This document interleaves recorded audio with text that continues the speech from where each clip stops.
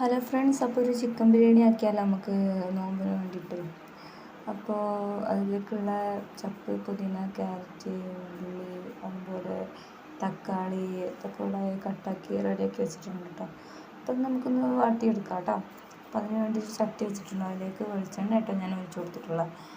അപ്പോൾ അങ്ങനെ വെളിച്ചെണ്ണ ഒഴിച്ച് ഉള്ളിയൊക്കെ ഇട്ട് കൊടുത്തിട്ടുണ്ട്. പിന്നെ ഇന്ന് പുറത്താണ് കേട്ടോ കത്തിച്ചിട്ടുള്ളത്, അകത്ത് കത്തിച്ചാൽ നല്ല പുകയൊക്കെയാണ്. ഇതിപ്പോൾ ഞാൻ എൻ്റെ വീട്ടിൽ നിന്നാണ് കേട്ടോ. അപ്പോൾ അവിടെ നിന്ന് ചെറിയൊരു ഞങ്ങളെല്ലാവരും കൂടെ കൂടിയിട്ട് നോമ്പ് തുറക്ക് അങ്ങനെ എല്ലാവരും കൂടെ കൂടിയതായിരുന്നു. അപ്പോൾ എന്തായാലും ബിരിയാണി വെക്കാമെന്ന് പറഞ്ഞിട്ട് കുട്ടിയൊക്കെ അതാണ് ഇഷ്ടവും. അപ്പോൾ അങ്ങനെ ബിരിയാണിയൊക്കെ വെച്ച് കഴിച്ചിട്ട് പോയതായിരുന്നു. അപ്പോൾ എന്തായാലും ഞാനിതിലേക്ക് ഇഞ്ചി വെളുത്തുള്ളി പേസ്റ്റ് ഇട്ട് കൊടുത്തിട്ടുണ്ട്. പിന്നെ അതുപോലെ കുറച്ച് ക്യാരറ്റും പിന്നെ ചപ്പ് പുതിന അതും ഇട്ട് കൊടുത്തിട്ടോ. പിന്നെ നന്നായിട്ടൊന്ന് മിക്സ് ചെയ്ത് കൊടുക്കാം നമുക്ക്. പിന്നെ അതിന് ശേഷം ചിക്കൻ ഇട്ട് കൊടുത്തിട്ട് അതൊന്ന് പൊടികളൊക്കെ ഇട്ട് കൊടുക്കണ്ട നമുക്കതിലേക്ക്. അപ്പോൾ ഒന്ന് പരത്തി വെച്ച് കൊടുക്കണം. പിന്നെ അതിലേക്ക് പൊടികൾ ഫസ്റ്റ് തന്നെ ചിക്കൻ മസാലയാണ് ഇട്ട് കൊടുത്തിട്ടുള്ളത്. പിന്നെ ഒരു സ്പൂണ് ചെറിയൊരു ടീസ്പൂണ് മഞ്ഞൾപ്പൊടി, പിന്നെ ഒരു ഇത്തിരി മുളക് പൊടി. പിന്നെ ഞാനിത് അടിയിൽ പിടിക്കുന്നുണ്ടോ എന്നൊരു ഡൗട്ട് ഉണ്ടായതുകൊണ്ട് ഇറക്കി വെക്കുകയാണ് കേട്ടോ. എന്നിട്ട് ബാക്കി സാധനങ്ങളൊക്കെ ഇട്ട് കൊടുക്കുക. അപ്പോൾ തൈര് ഒഴിച്ച് കൊടുത്തിട്ടുണ്ട്. പിന്നെ ഒരു നാരങ്ങ എടുത്തിട്ടുണ്ട്. അപ്പോൾ ഒരു നാരങ്ങ നീരും കുറച്ച് തൈരും പിന്നെ കുറച്ച് ഉപ്പും, കുറച്ച് നല്ല അതിലേക്ക് ആവശ്യമായിട്ടുള്ള ഉപ്പ്. നമ്മൾ ഇതുവരെ ഉപ്പ് ഇട്ടിട്ടില്ലല്ലോ, അപ്പോൾ ഉള്ളിലേക്കൊന്നും ഇട്ടെടുത്തിട്ടില്ലല്ലോ. അപ്പോൾ എല്ലാത്തിനുള്ള ഉപ്പ് ഇട്ട് കൊടുത്തിട്ട് നന്നായിട്ടൊന്ന് മിക്സ് ചെയ്തിട്ട് അടുപ്പിൽ തന്നെ വെക്കാം കേട്ടോ. അപ്പോൾ അങ്ങനെ വെച്ചിട്ടുണ്ട്.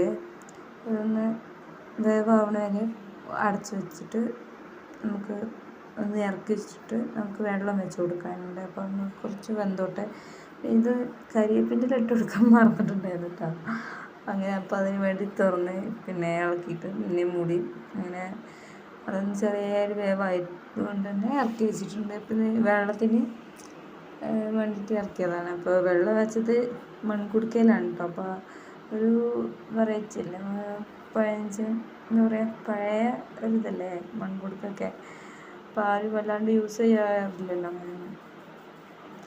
അപ്പോൾ അത് വെച്ച് ഇത് പിന്നെ മണ്ണായതല്ല കേട്ടോ, ഇത് ഗരം മസാലയും ചപ്പ്, കരിവേപ്പ്, പുതിന അതൊക്കെ കൂടെ മിക്സ് ആക്കിയിട്ടുള്ള ഒരു കൂട്ടാണ്.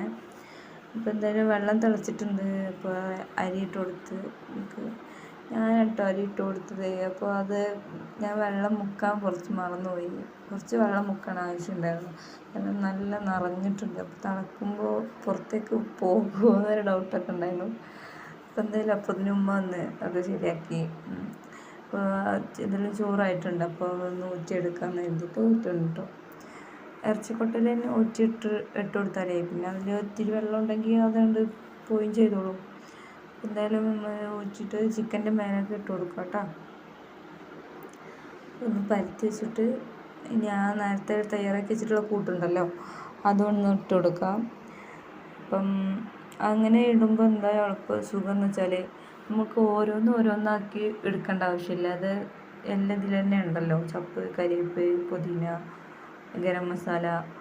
അപ്പോൾ ഇതൊക്കെ ഓരോന്നോക്കി ഇടുമ്പോൾ ഒരു ഇതല്ലേ. പിന്നെ ഞാൻ ഇട്ട് കൊടുത്താൽ എല്ലാം കാര്യം ചെയ്തോളും. അപ്പം നമ്മൾ പിന്നെ ചോറിട്ട് കൊടുത്ത് പിന്നെ ഇട്ട് കൊടുത്ത് പിന്നെ ഇതിലേക്ക് വെളിച്ചെണ്ണ ഉണ്ട് തൂവി കൊടുക്കുന്നത്. എന്താണ് നെയ്യ് തൂവി കൊടുക്കണവരുണ്ട്, ഞങ്ങൾ വെളിച്ചെണ്ണയാണ് കേട്ടോ ഒഴിച്ച് കൊടുത്തത്.